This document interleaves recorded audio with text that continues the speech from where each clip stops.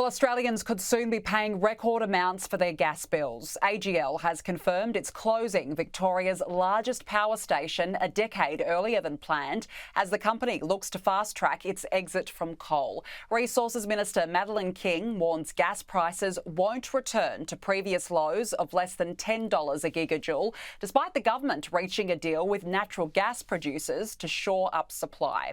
Joining me now live is Shadow Climate Change and Energy Minister Ted O'Brien. Thanks for joining us. Let's begin with this deal struck with gas producers. What's your reaction to it? Do you welcome it?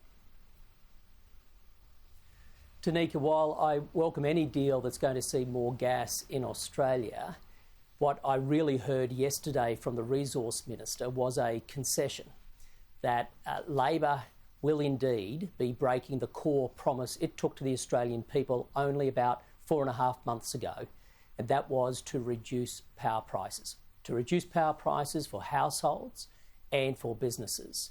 That was confirmed yesterday by the Minister, that prices are only going to continue to go up. And after having told the Australian people that they had a plan, indeed we find out that the new Labor government has no plan whatsoever. That's the big takeout from yesterday's announcement. So should the government then have pulled that gas trigger?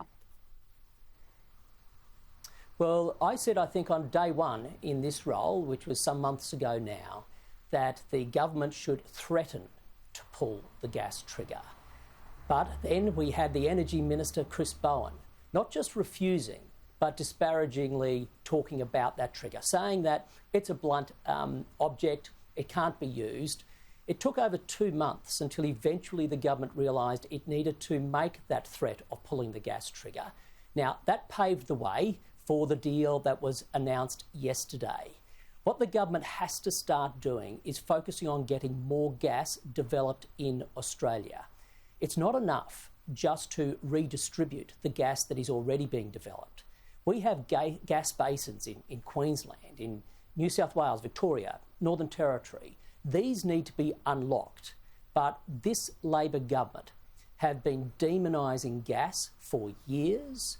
The Energy Minister, when we started introducing infrastructure plans, a new plant up in Kurri Kurri on gas, the Energy Minister was calling it BS. The Energy Minister has been demonising gas, sending it all the wrong signals, just as it has to the coal-fired power stations, which led to AGL's decision yesterday to withdraw from the market prematurely. As that happens, we know from the Australian Energy Regulator, we know from AEMO, the market operator, that we need more gas coming into the system. That's what Labor must focus on in creating a plan. But it's the absence of the plan that is really being exposed. I guess many Australians will be looking at their bills now going, this is going through the roof. How long will Australians have to suffer then when it comes to the cost of gas? Well, unfortunately, Australian households are looking at their bills and they're saying, because they're saying it to me, Danica, well, hang on, I thought the new government were going to get prices down, not have them go up. And it's not just households, by the way. It's not just the senior citizens who have really struggled through winter.